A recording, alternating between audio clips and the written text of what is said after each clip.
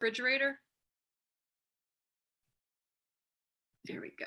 And so welcome to Connect and Create. Those of you that are joining us here in our live studio audience, as well as on Facebook Live, we have the illustrious Mason Webb with us today. And Mason, anything you'd like to say before we get started? Good afternoon. Good afternoon. For some, good morning. Yes. Potentially. So I'm going to Depending share. on time zone, right? Yeah. Sometimes we have people. Last time we had someone all the way in Poland, actually. Yeah.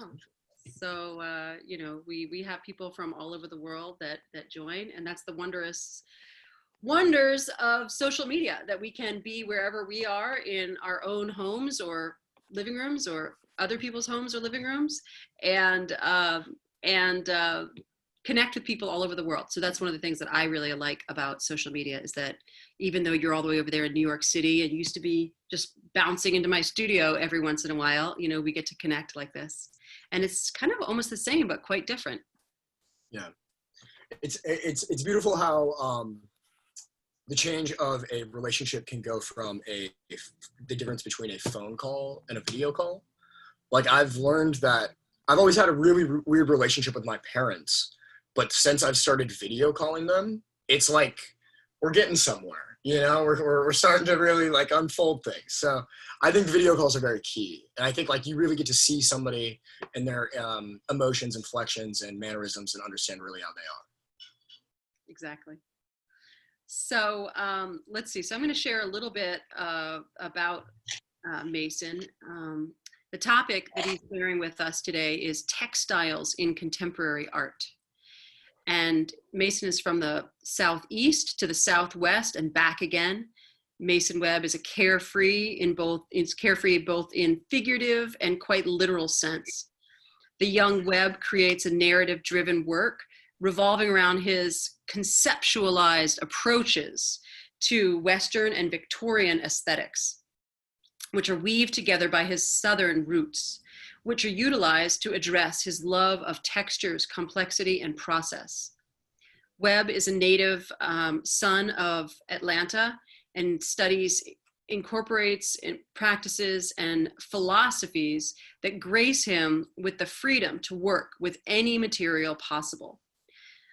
Be it the sedimentary gradient of rocks to the mountains, to layers and layers of paint chips from a parking lot. Those are my favorite. The paint chips from the parking lots? Okay. The best one in Atlanta is Krog Street parking garage. The one they have there. That one is like every gradient colorway you could imagine. There's got to be. It just feels like hundreds of years there. Yeah. Okay. I've got a pretty deep folder going now in New York of all the different textures I've been seeing, and it's cool being up here because now I'm learning how to bring that more into my work, and in these aspects that's where it's starting to get really exciting. Yeah. Awesome. So I'm going to share a little more of your formal bio, which is great. We know each other pretty well, but I'm learning some subtle details just in this portion. So he has the most prominently exhibited group show and solo show performances in Atlanta, Phoenix, and Miami for Art Basel, Miami Beach, prior to attending Cooper Union, where you are now, which boasts notable alumni including Bob Kane, Batman, Philip Taft, and Daniel Arsham. Sorry about that. Oh, Alex Katz. Come on. So let's see. Webb is an artist in residence with the Creatives Project, which is how we got to be neighbors, for 2 years, playing a vital role in implementing crucial and deliberate arts and cultural initiatives like the Circle of Giving, model to change the face of the city of Atlanta. In doing this, but what I would say that I remember you most for is being a vital part of the drive-through. Yeah, that was my idea. Yeah. So that I would say, since the pandemic, I would say would be probably one of the coolest and biggest art events that we've experienced. And I think it was at a time when people were really like pretty tired of staying at home. And also at the same time being tired of staying at home, not really ready to go do crowds the way we had been for a while because everything has been so unknown inside this pandemic. So I thought that was a brilliant idea. It inspired me. I'm going to have a birthday of going to the drive-in. Mm. So if you're my friend and I haven't invited you, it's a Halloween weekend. Okay. Let's What are you gonna see. do for Halloween? You should come back.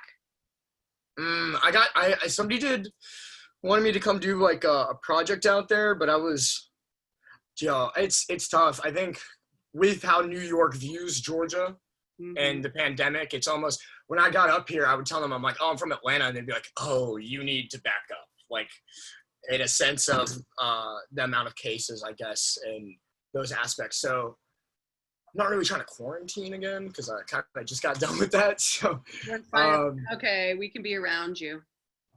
but I'll try. I mean, I would love to come back soon. I miss it a lot. Yeah. So along with the drive-through, there's this circle of giving. And let's see what else. And in doing this, Webb has played his small role in a bigger movement, giving voices to those often not heard and inspiring emerging artists and underserved communities. Great. While celebrating and elevating the city's creative talents through quality arts-based education and outreach. So that's a little about you in Atlanta. And now what we're all at the edge of our seats waiting to find out about is what's happening for you now that you've moved to New York City, your dream. You know, one thing I would like to point out to those of you that do or do not know Mason is a massive manifester, you know, and we talk about that all the time, right? But for a long time, I'd say inside of a year, you talked about going to Cooper Union, right? And you were like excited, maybe a couple of times like nervous or afraid, like, is this going to happen? Is it not going to happen? And I love how you shared about how you had that picture as a screensaver on your phone of the welding studio, the sculpture studio. And then there you are. And every day, you know, you said some mantra out loud, right? Maybe to yourself about creating in your life what you wanted to create. So that's something really to be acknowledged for. Thank you. Yeah, I think it's huge. Yeah, it's something it's strange. It's becoming more and more and more evident and cemented in like my overall philosophy of life too. Because I think like when you're able to notice something that's like working, why fix what's like, if it's not broken, don't fix it, right? But I'm a firm believer that the brain can be hacked, and you are able to shift and alter your outcome by your own choice. And I know that might sound like some crazy boy stuff, but from my experience and like what I've kind of encountered, I find that like, hey, if you really have these visual reminders and you have these goals and these things that you think about often, that is not only going to rest so strongly on your subconscious within time and moments and new conversation and people that might come into your life that might, you know, then even open doors to things like that.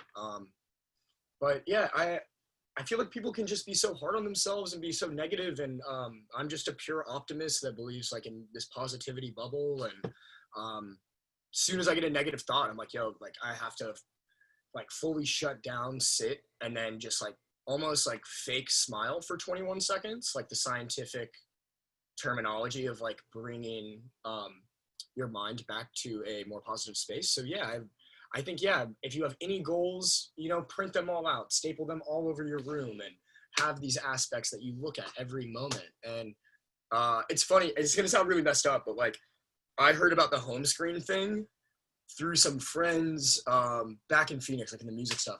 And they were telling me like, I'm very lucky to have some friends that have like grown in their musical careers, and they're really doing some insane stuff one day. And they used to tell me like all these different stories about different artists and things like that, and how people would place something on their home screen, you know. And I hate to say, like I just learned do not disturb mode on iPhone, and I think I'm about to strictly only use that because it keeps me off my phone.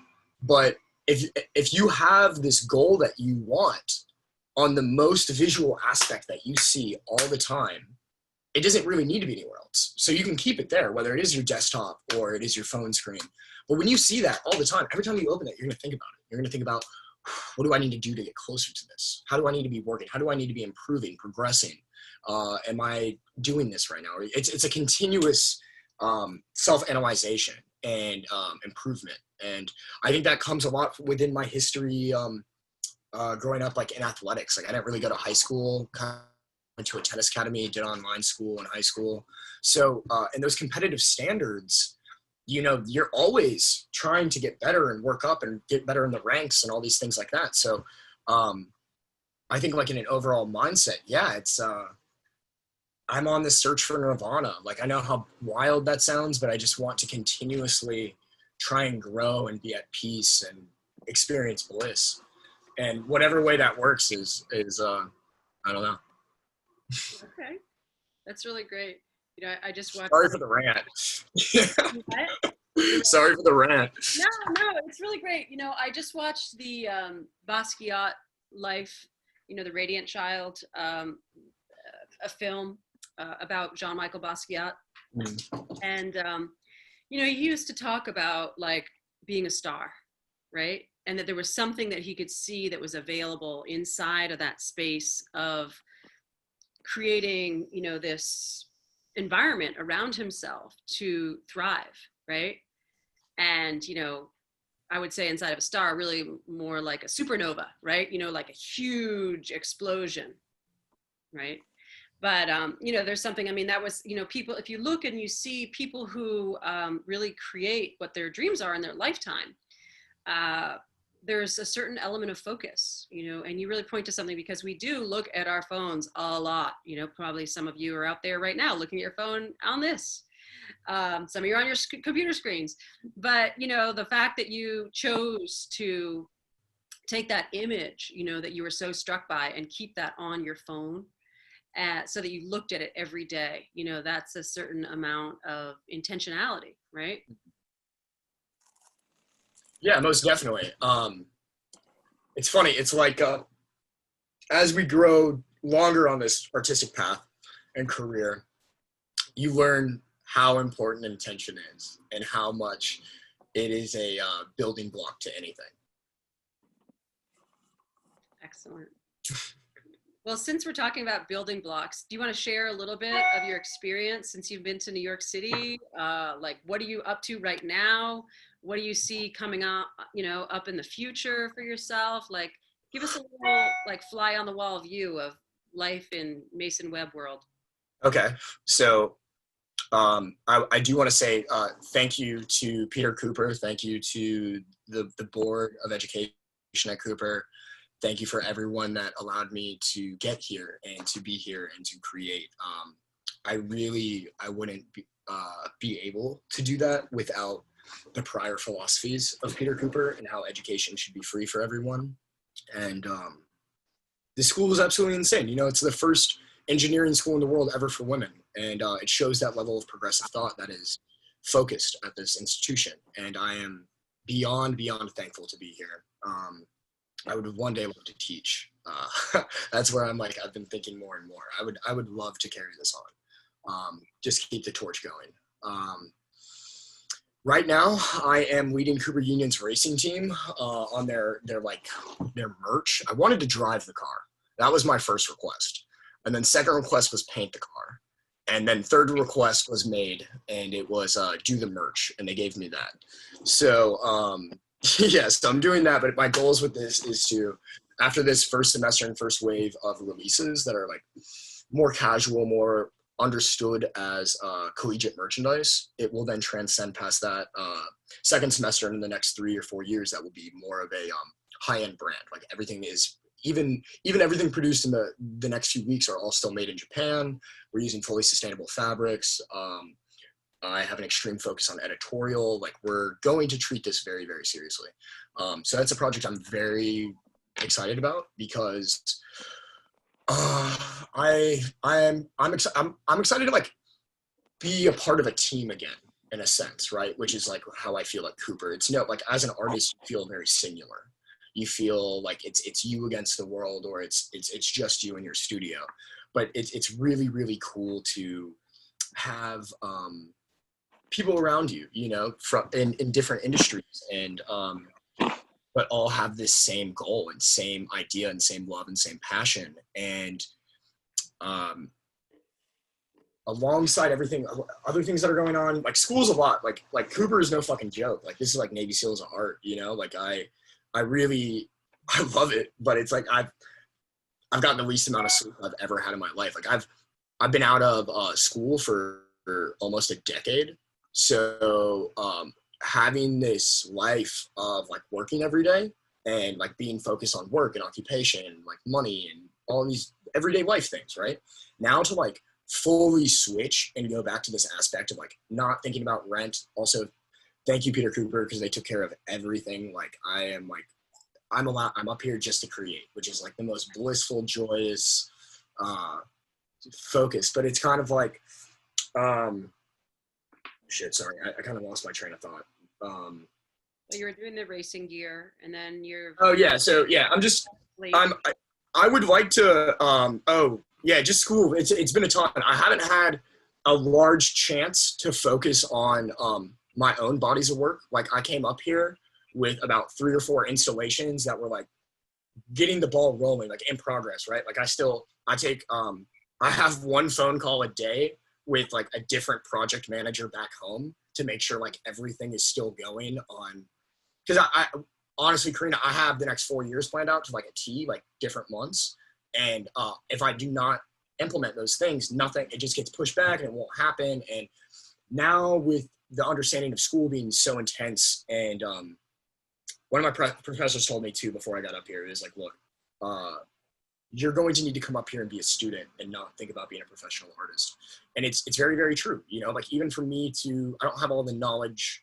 I've never had all the knowledge. I need to continue to grow knowledge and continue to study. And with that comes just time, right? Like that time that you think about that could be going towards a body of work, but then there's this immense pressure on me now where it's like, shit, bro, you at Cooper, you can't put out anything just normal, you know? Like you gotta really do some stuff now. So that's like a huge situation of pressure, but I love it. I feel like I'm thriving under it, but it also makes me sit and really think about like what's really needed, right? And it makes me then fully diverge back on this understanding of sustainability and this mass view of consumption that we're consistently under. Living in this internet-focused world, there is so much content, right? Like we could go through just Atlanta artists alone, and we would not maybe even get through all of the art that truly exists in Atlanta, because there's so much of it from every aspect and angle, right? So within that extreme amount of mass consumption or content, do you then choose to limit what then is shown in that aspect and like base that limitation, like basically quality over quantity, right? And that's been tough for me because like I feel very sentimental about a lot of projects and ideas that I'm always working towards. So for me to like get really somewhere with something and explore it, but then say like 6 or 7 months in, like want to trash can it because I feel like something has come up with it, or it doesn't make as much sense to me now as it did then, or it doesn't hold the same amount of passion. So that's been like a new focus, because like I wanted to have at least 2 shows done by December back in Atlanta, but like that's impossible. That's not happening now. I think, For instance, what's happening with this helicopter project that I've been hearing about for so long? Able? we're not allowed to talk about that. We're not allowed to talk about that. Okay. We're not allowed to talk about that. Happy with that. Well, Nothing. We're not allowed. I'll give one. Let me ask you a separate Just question. say be in Piedmont Park, June 3rd, 2022. That's all I'll give you. Okay, good. That's a lot of suspense. It's a lot of time. It's a lot of time. So let me ask you a couple more questions. Yeah. So, you, I would say, are a person who straddles this line between, how do we say this? Like, I'm just going to say functional artwork, such as fashion design, right? Like, and you talk about this merchandise, and when we look at some of the images on your website. Product in a sense. Product. Okay, great. Product. Thank you. I knew we had a good term for it, right? So there's this whole concept of product, and then there's your fine art. or Yeah. installation or experimental art or what have you. Well, What, yeah, go ahead.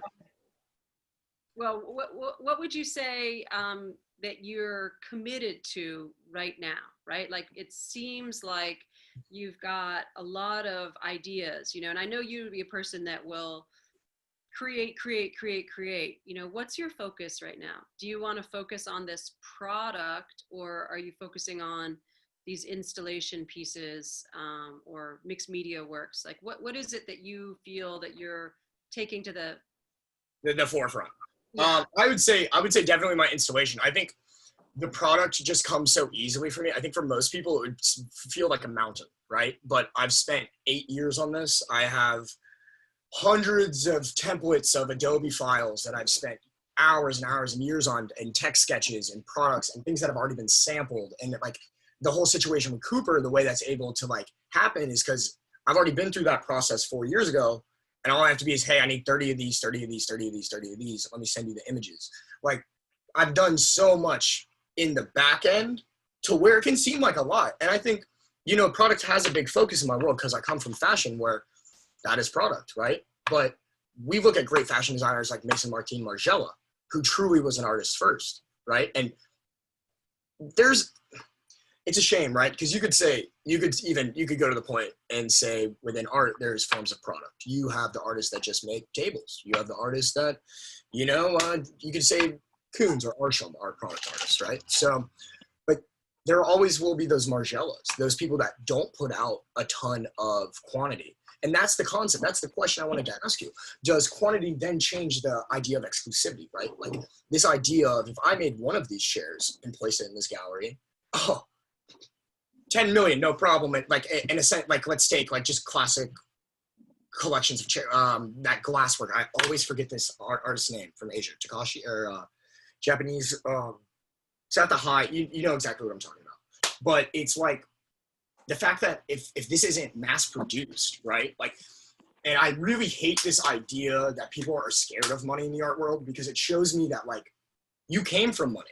Like you never had to worry about money then. If you're worried about putting a price tag on money, because this is my job, like I have to pay for materials, right? Like in a studio, all these things. Like, so yeah, like I have to then like make sure, like that's the thing I don't get with artists. Like this shit is still a business. Like, and I know that might ruffle feathers, but it's like, I also do product because I want to put more into my installations. Like I want to have more cost I want to be able to afford a helicopter. Like what the hell, you know what I mean? Like that's going to take money. And I've even thought about more and more, not even selling my artwork, just selling product, holding onto my artwork for 20 years and then like really letting y'all act crazy about it when I decide to release it.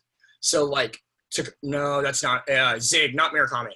No, a little older, or just like different styles. But that is, I don't know. I think like people get scared of this idea of product within art, but it's like art industry is shifting towards that too. And I don't understand why you can't do both. Like everyone loves, I mean, like my generation is big about consumerism because my generation was heavily impacted by music culture and fashion culture. And they bounce back off of one another. Music culture just talks about fashion culture and fashion culture only talks about music culture. So it just goes back and forth, right? So then you have a bunch of young kids that really just care about, oh, is this such and such and such and such? And it's probably always been like that in a sense, but like demand equals notoriety times mystery plus exclusivity. That is the billion-dollar quote that I will give you. And like, I'm not going to repeat it, but behind that, within the exclusivity, like within this like consumer want, this demand, you need this overarching cosign, this like large figure to say, hey, this is actually worth it, right? This is what, like if you decide to say Guggenheim's like, all right, this artist, we're going to like show his work, right? Or her work. Let's take Hilma af Klint, for example. Great artist. Her work, they specifically did not show this particular collection of her work until 30 or 40 years after she died. Spiritualism works focus, I think like early 1900s, a lot on color theory. And there is like all of these aspects that pertain to these things. I think like if anybody can have it, then of course this idea changes of its worth lessening, right? So it's a real frustration. But I want to also ask you, it's like Picasso got into plates at the end of his career. Like, what is the difference of product? And I think too, like,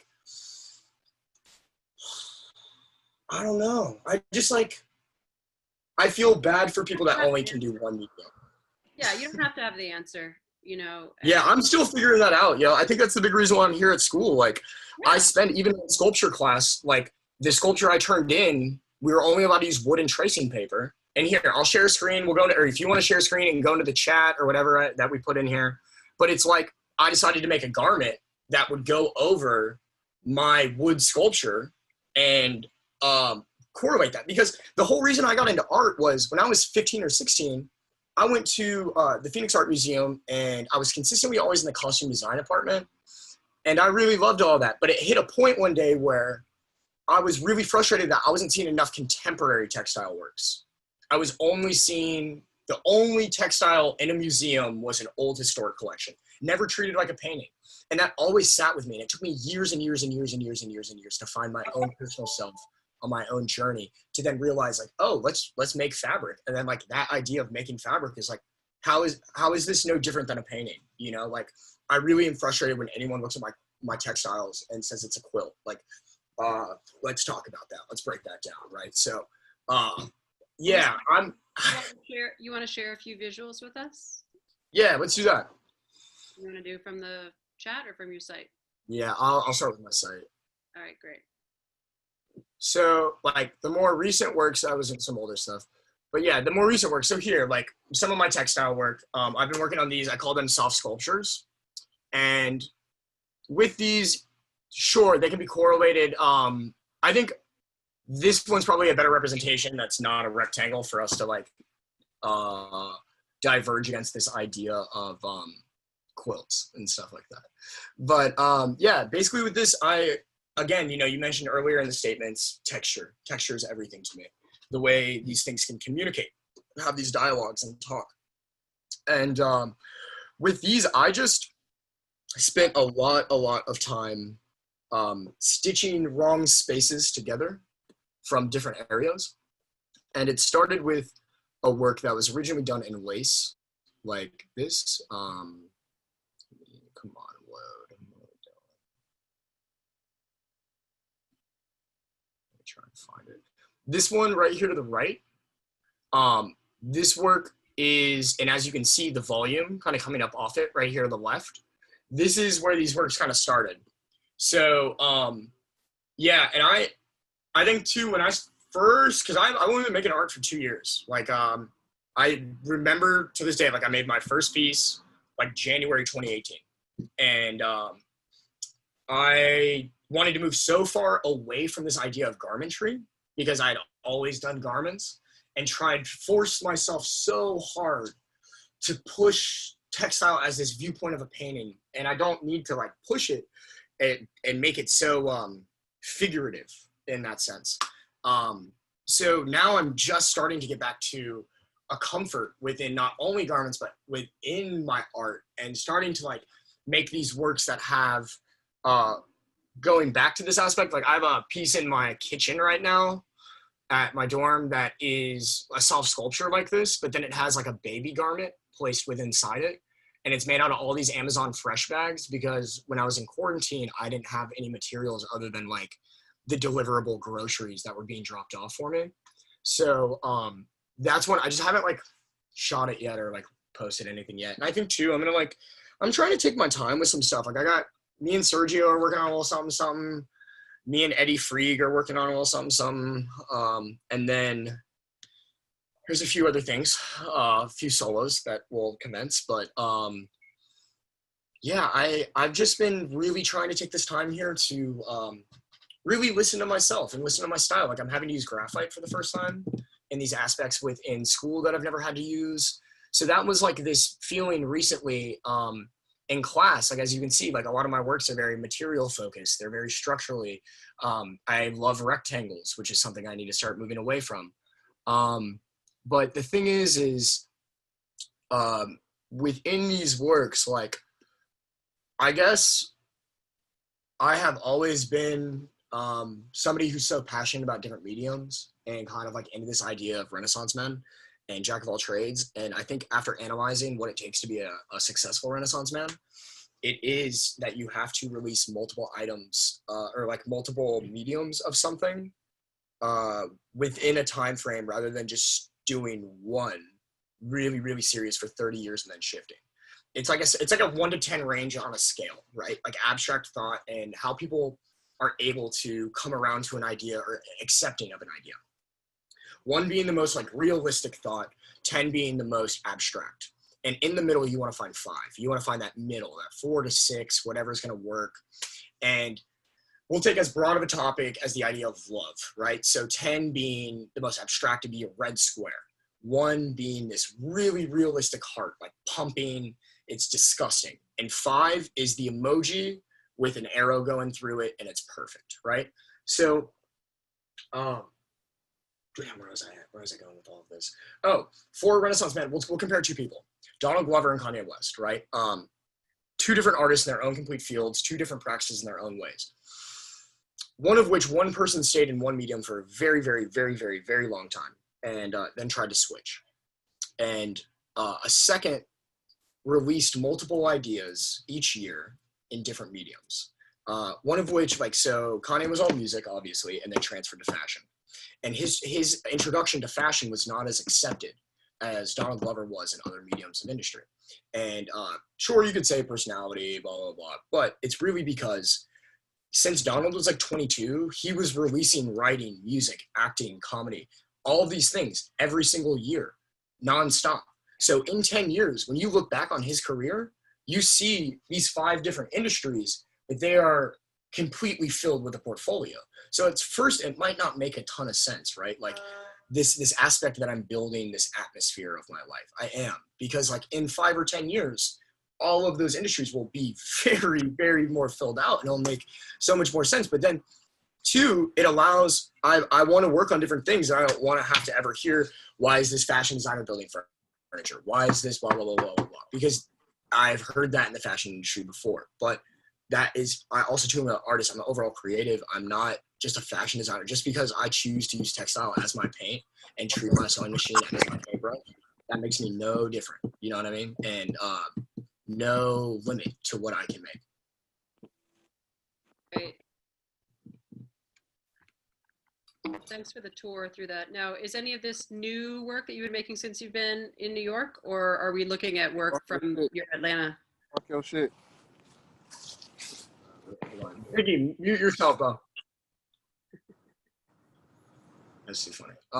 Yeah, so all of this is pre-Atlanta, but a lot of this hasn't been seen in Atlanta yet. I mean, it's like everything's seen on social media nowadays, but 2, I feel like half of my work makes no sense unless you see it in person because it's so texture focused. It's so at a certain scale.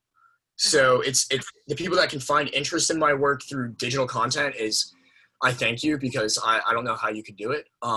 But I would say back in the, I'll stop this chat or let's go to, I'm trying to figure out how to use chat within sharing your screen. There we are, the chat on the floor. Okay, all right, so I want this movie. All right, so this is what I built for sculpture class yesterday. I only had like 3 or 4 days to do it, but,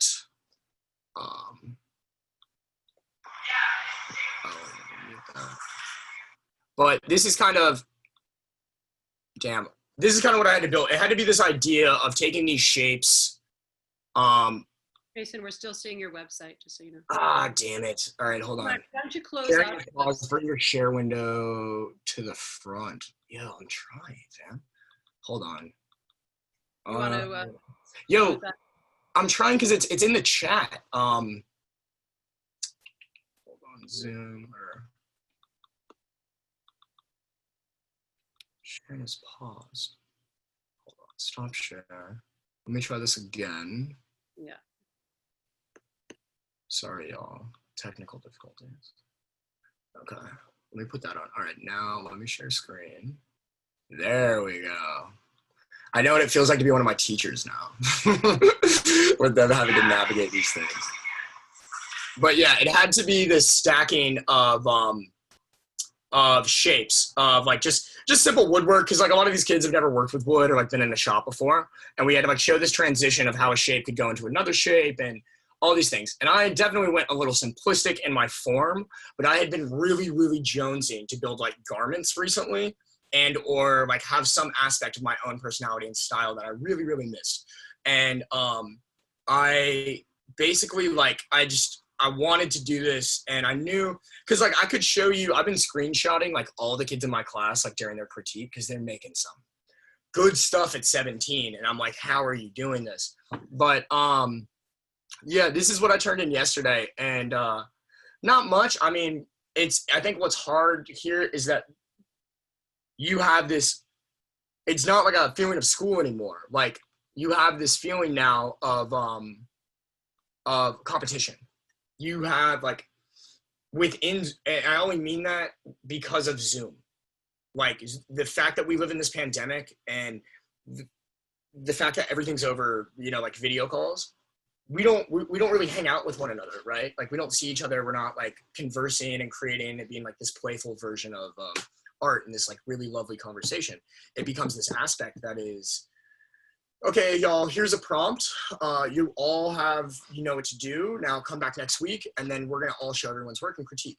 And that's great. I mean, that's like classic critiques and stuff. But now there's like, since we don't talk to one another outside of it, it's like, it is feeling like when you come in, it's a competition. It's like, oh, who made what, and like what style. And I think it's been a big transition for everyone, but yeah, it's so interesting. I like love it because it pushes you, I've always needed competition to thrive. Like I've needed like a reminder to like push harder and to like be better. And whenever that is, it's just, I love it. Like, and people love to tell me, art shouldn't be a competition. I'm not trying to make it, but it's like, I really just want, a personality trait within myself is just self-improvement, like consistent self-improvement. So like for me, that's how I do it, is by like having to like overly dedicate my life or like choose my career of like an obsession. Like I am like obsessed with creating. Like I cannot like go a day without it. So it's like yeah. Well, Mason, I want to leave a little bit of time for people to ask questions, but before we get into that section, do you want to share a little bit? Well, first of all, thank you for taking us on this pathway. It was great I'm familiar with some of those pieces of work that you shared on your website, and it was really great to see them inside the context of what your intentions were, and really great to see what you're starting to do while you're at Cooper Union. Is there anything else that you want to show us? I know you loaded a couple. I'm going through right now. I'm trying to find what of more recent would make sense. Here, I see this silver soft sculpture. Okay, yeah. I'm just wondering. As you're getting that loaded up. As you're getting that loaded up. Yeah. Would you like to share with us a little bit about what you see coming on the horizon? What are some? Yeah, let's just do that, because I don't really have everything documented the way I wanted to document it yet. And yeah. All right. So where I am trying to go further, I have a huge interest in our environmental works, environmental sculpture. I have a huge interest in interaction within the space for the audience. Honestly, I want to build tools and let the audience make art. Like that's kind of what I've been thinking about more or less lately. I'm really into that. I kind of want to start building instruments. Since I got back up to New York, I need music more than ever, but I'm like trying to be like, don't drop out of art school to like go into music. Like that's like not what we need to do. But I just want to make music, and I want to make these instruments, and I am understanding that I can present these instruments in an artistic space as well, and present them that way. So yeah, I've been really more interested in working with engineers and like civil or mechanical or electric. Like I have more interested. I find that art has become very stagnant, and I like to like analyze a lot, like consistent analyzation. And I find that analyzation within sociology current is that like they're not satisfied and they need more, and they need an experience, and everything is too stagnant for them. So they need more and more and more. So it's like trying to understand that. And that's where I think about interaction. I think about tech. I think about how these different tools and mechanics can like all be applied. Like you can still take stagnant art and then like manipulate it to where it has the opportunity to take on these experiences and moments in time. So the one I'm very, very, very, very excited for is the one, well, every show I'm very excited for, but the one where I'll finally get to get that idea across is probably the show me and Eddie will do together. So I have no clue when that will be. It will be very, very, very, very, it'll be interesting. But that's the one where I'm like, after that, everything will make sense. Give me like up until then. You're going to come back to Atlanta and have a show at some point? Yeah, well, I'm trying to, no matter what in Atlanta, but the game plan is to do pretty much start every show here in New York and then just pack it up and bring it home to Atlanta and then show it down there. So like, because I had felt this idea that like, I was wondering if I could pull off overly conceptual stuff in Atlanta, but then there becomes this idea like, I don't know, I'm not going to go into that, but I think that Atlanta shouldn't lack conception. Like it should still always be exposed to things, even if people aren't ready for it yet. Yeah. But I have noticed too that you do some shit in New York, Atlanta will kind of come around to it. So it's like, I hate to say that, Atlanta, I love you and I miss you, but like, I know if there's certain things that I want to pull off in Atlanta first, it wouldn't make as much sense. But yeah. Well, two things, Mason. You spoke to wanting to create spaces for the audience to create or mechanical things. And then you also talked about, it sounded like land art. And I was wondering, have you made your way, two parts, have you made your way out to Storm King yet?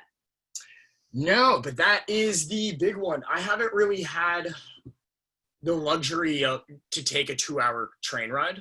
Yeah. I barely have been making it out to Brooklyn because I can't sacrifice an hour or two of my time right now. It's crazy to say, but like it's cynical how focused I have to be on time management now. Yeah. When you get some time, you're closer to Storm King where you are there than we all are. I got a follow up for you. Have you heard of the new space that's being developed in Atlanta? It's about 80 acres. It's like a farm. It's about to be Atlanta Storm King. Cool. No. Need to I find forget the general name of it, but I'll send it to you.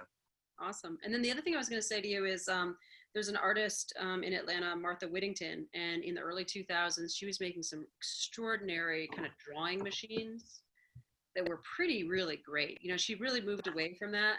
She was like, okay, I can't depend on the motor for every piece of art that I make, was something that she said one time. But you might be interested in just checking those out just because they were. Martha Whittington. I'm looking at her website right now. Yeah, I don't know if she. There was an artist over at Day and Night. What is his name? I just forgot it. Whoa, this piece is insane by her. Yeah. There was an artist over at Day and Night, not Scott. Forget his name. It's like the studio. Shit. Sorry. My apologies. This artist is amazing. He's a great guy. It's not Dana. Is it Dana? Either way, he did this audio recording where he's talking about bees and his fear of all of these things. And the vocal tone, I forget the EQ, I guess, of that, and the way it moves was going with the conversation, but moving in the spiral and illustrating it in that motion.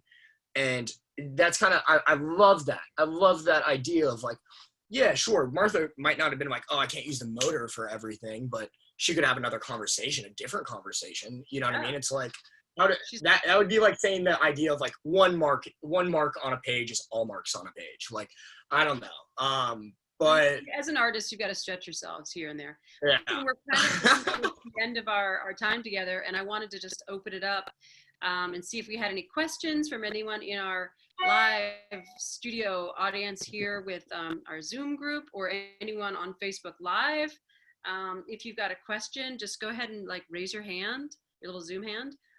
Or if you've got a question or a comment on Facebook Live, I've got that open and I can tend to that. So this is your moment. Anyone that's out there, if you have something that you've been wanting to comment on that Mason shared or a burning question, this is your time. Drum roll. All right. I think you've just stargazed everyone. Come on, y'all. I got like either I'm gonna answer these questions or I'm gonna work on my homework. So we gotta figure this out. I think Boogie's coming up for a question here. It looks that way. Maybe not. Oh yeah, we've got we've got people from Poland today as well. Oh, what Oh, part? there you go. So, yeah, we're getting ready to wrap up. So if anyone has anything that you'd like to share that you've seen today, or any big questions other than how cute you are, not a worry. All right. Well, what would your last words be then, Mason? Or Ziggy, you took yourself off mute. Did you want to ask something? Oh, Ziggy, this is who I want you to meet. This is Karina. Karina, Ziggy just got his welding degree. Great. Okay, well, perfect. Sorry. I've been meaning to introduce y'all to for so this worked out perfectly. Great. Ziggy, you got a question, or you just walking and welding at the same time, Bo? Walking and welding. Okay. All right. Well, I'll leave you with one thing before I leave, and that will just be like, if you guys have goals or if you want to do something, write it down and action. That's all it takes. Everything is a snowball effect. Okay. Like nothing starts out perfect. Nothing is a full plan. Nothing ever comes in perfect. If you won't make your magnum opus immediately. So just start it, get the ball rolling, and all will be well. Thank you, Karina. I appreciate you so much. I miss you, girl. I'll see you soon. Awesome. Thank you for having me on. Thank you. It was great to chat with you, and I look forward to seeing you in the flesh in the near future on our way to Italy. No. And I hope you have a great day. Bella, bella. And, monkey Italiana. yes. Ciao. Okay. Ciao, Bella. Ciao, everybody. I miss you. I really got to do some stuff, so I'll see you. I miss you. Thank you. I appreciate you. Thanks for being here, everyone. And have a great day, Mason. And can't wait to see you in the near future. Thanks, everyone, for joining us. And yeah, people are agreeing action all the way from Krakow, Poland. That's where it is. Good techno out there. Good techno. All right. Have a great day, and we'll catch you soon. Bye, everyone. Come back next week. We have a fabulous artist coming in from California, fabulous music artist and recording artist, and brilliant, brilliant human being. Talk to you soon. Ciao.